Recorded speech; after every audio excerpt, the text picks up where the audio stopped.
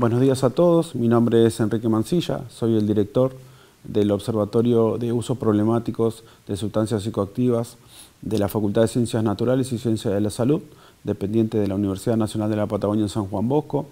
Este observatorio fue creado en el año 2018. A partir del año pasado, el proyecto retoma sus actividades con 3 o 4 líneas de trabajo principales. Una de ellas es este ciclo de entrevistas que inicia hoy.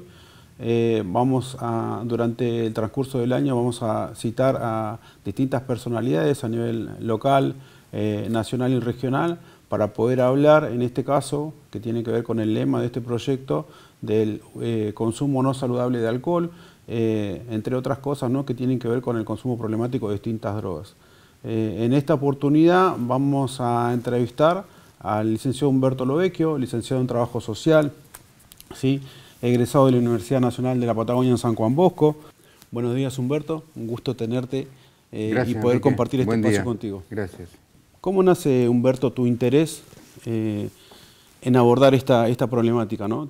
En principio debo decir que desde mi profesión de trabajo social no teníamos muchas herramientas inicialmente como para trabajar esta temática. Fue un tema que siempre me interesó a partir de algunas lecturas y algunas experiencias. Y en realidad esto tiene que ver con los años 80, 79-80, en el Hospital Alvear. Se comenzó a trabajar con una problemática que era el consumo de alcohol como una temática severa de salud, ya que al hospital llegaba un poco la consecuencia de todo esto en tal vez en patologías clínicas muy graves, en su estadio muy avanzado, y por inquietud del director en ese momento del hospital nos pidió que nos abocáramos al tema. No era una época que había demasiados datos epidemiológicos como para conocer. En general no había los registros con los que contamos en este momento. Así que lo primero que hicimos fue posicionarnos en el hospital y ver cuál era la realidad cuantitativa y cualitativamente con la que nos encontrábamos. Y la verdad que nos encontramos con un panorama bastante preocupante, ¿no? Voy a dar algunos datos como para ilustrarlo, aunque no quisiera aburrirlos con cifras, ¿no? De los pacientes internados con diagnóstico de alcoholismo entre los años 73 y 80, tomamos ese rango, el 20% había fallecido y de ellos el 6 y pico, casi el 7% eran empleados en actividad. Vuelvo a repetir, fallecidos por esta causa y por complicaciones clínicas muy severas, ¿no? Allí se destaca, voy a hacer una apreciación, la cirrosis hepática como uno de los problemas más graves. Entre el 75 y el 80, el egreso del hospital, cuando hablamos de egreso de un hospital, decimos que la persona se va de alta o se va porque falleció. Los egresos del hospital habían insumido en personas que estaban en actividad más de 27 días de estada por año. Es decir, que la persona había un mes del año que no había trabajado por razones de salud vinculado a este tema. Lo cual desde el punto de vista laboral, empresarial, es un impacto importante. Pero lo más destacado, en aquel momento, no es como ahora, ¿no? Jubilaciones por invalidez, se le denominaba a aquellas personas que no estaban en condiciones de desempeñarse en su puesto laboral, se promovía la jubilación por invalidez. El 39 y pico por ciento, casi el 40% de los jubilados por invalidez, la causa determinante había sido su alcoholismo crónico. Y la edad promedio con que se habían jubilado era 49 años. Y tenían antigüedad laboral 20 y pico de años, casi 24 años de antigüedad laboral. Quiere decir que estas personas tenían entre 10 y 15 años de vida activa productiva por delante al momento de haber llegado a este tipo de jubilación. Con lo cual, además, deberíamos contar que llega a ese tipo de jubilación por invalidez después de un proceso de deterioro de su salud que tampoco le permitía cumplir adecuadamente sus tareas. Esto alarmó, digamos, alarmó al hospital, en la dirección del hospital, dice, sabíamos que este era un problema, pero no en esta magnitud. Cuando uno lo valora en cifras puede verlo. Y acá debemos decir y reconocer que YPF fue en ese sentido una empresa pionera en reconocer y en hacer visible esta problemática y comenzar con estrategias de intervención en una problemática oculta y estigmatizada, ¿no? No era común, me diría que no se veía en ningún lado, que el ámbito laboral uno iba a congresos, a jornadas, y no era habitual encontrar una mesa de trabajo de alcohol y el ámbito laboral, porque estaba como desplazado, ¿no? De esto no se hablaba demasiado. Aquellos inicios, por supuesto, no fueron fáciles. ¿Por qué? Porque en realidad a la problemática social del consumo de alcohol, a la estigmatización de la enfermedad, había que sumarle una serie de problemáticas ambientales y sociales que tenían que ver con, diríamos, el ritmo de trabajo petrolero, la distancia de los lugares donde se desempeñaba, el desarraigo, el aislamiento social y familiar. Y esto parecía que era como un caldo de cultivo que facilitaba de algún modo el consumo de alcohol. ¿Cuál era una ventaja, no? Porque hasta acá eran todas problemáticas desventajosas. Y la ventaja que disponíamos de un hospital con todos los recursos posibles para poder atender la gravedad de estos problemas de salud. Pero no se contaba con una política, ni con protocolos, ni con programas para una detección temprana, por ejemplo, que era lo ideal, ¿no?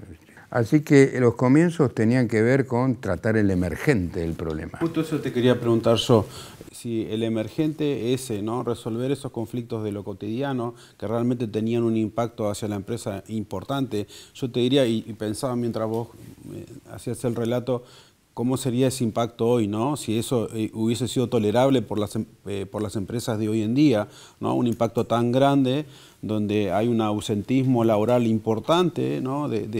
Cuando uno se mete directamente en la producción de las empresas, estos datos que vos traes son claro, de alto impacto, te diría, para las empresas. Nosotros en realidad veíamos que en el sector de trabajo, cuando aparecían estos problemas o se hacían evidentes, se pasaba diríamos, desde lo disciplinario a lo permisivo. No nos olvidemos que el consumo de alcohol era una cosa culturalmente instalado y por lo tanto lo permisivo estaba permitido, ¿no? Estaba permitido. Entonces, el emergente que, vuelvo a repetir, que tratábamos, ¿cómo lo tratábamos? La internación, el tratamiento individual, hasta que comenzamos a ver una estrategia de comunicación entre los enfermos cuando se empezaban a recuperar y la estrategia de trabajo grupal empezó a aparecer como un modo de acercarnos más. Pero aún así nos estaba faltando algo, que era la perspectiva del contexto social, laboral, al cual nosotros no accedíamos. Digamos, a ver, hoy diríamos, el médico laboral en una empresa tal vez sea el último en enterarse. ¿Sí? ¿Por qué? Porque en realidad el primero que lo ve es el compañero de trabajo, es el supervisor. ¿Está bien? Entonces, nosotros entonces allí apareció una estrategia de trabajo y fue cuando instrumentamos junto con el sector de capacitación de la empresa un programa de acción preventiva.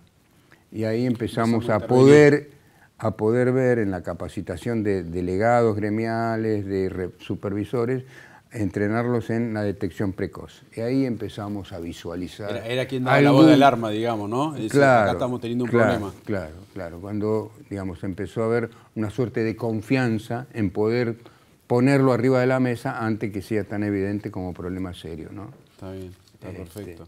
No nos olvidemos que la empresa YPF en el proceso de transformación que impuso el Estado en las privatizaciones data de los años 90, entonces a partir de 92, 93, 94, que yo empiezo en el municipio, empezamos a trabajar con alguna aproximación a datos. Pero en lo laboral en aquel momento estábamos sumidos en la tarea de asistencia y no había tanta inquietud por más registrar. Centrados en la crisis Registramos aquel momento y veíamos cómo evolucionaba y punto, digamos, ¿no? Uno tampoco podía ir a otro ámbito laboral a ver cómo era el problema porque estaba oculto, digamos. En el contexto del ámbito del trabajo, ¿cuándo crees vos que eso empieza a ser un problema? ¿Cuándo considerás vos que arranca el problema? En principio, primero tenemos que decir que lo problemático, primero uno podría decir que la sociedad considera que no es problemático. Lo problemático es que en general se considera que no es problemático, pero lo problemático, en realidad uno debería decir que es la relación, el vínculo que la persona tiene con la sustancia. ¿De qué manera está comprometido con eso? ¿De qué manera ¿no? tiene ese compromiso con el consumo? Porque si no estaríamos acá dando un mensaje que nadie debería consumir. ¿Por qué hablamos de consumo problemático, como vos mencionabas, y es el título del observatorio? Porque en realidad lo problemático es cuando la persona empieza a tener dificultades con ese consumo, en su vida cotidiana, en su vida de relación, en su desempeño laboral, con la ley, con su vida familiar, ¿no?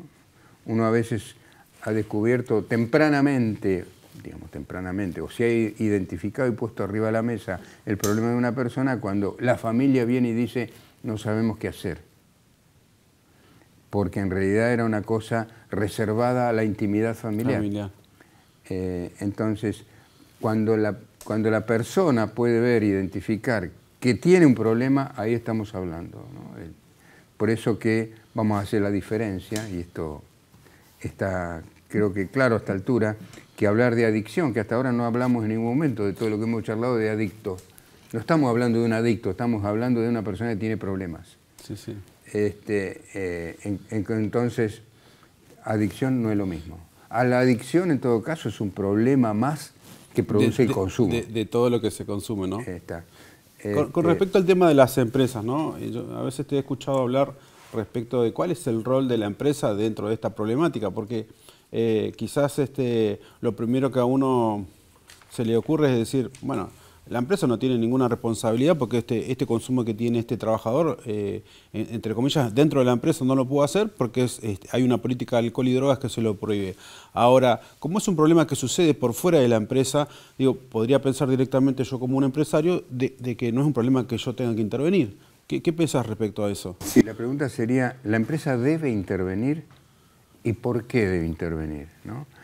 Primero, debe intervenir porque es un problema que interfiere en su desempeño laboral, en su eficiencia y eficacia laboral. Primer punto, ¿no?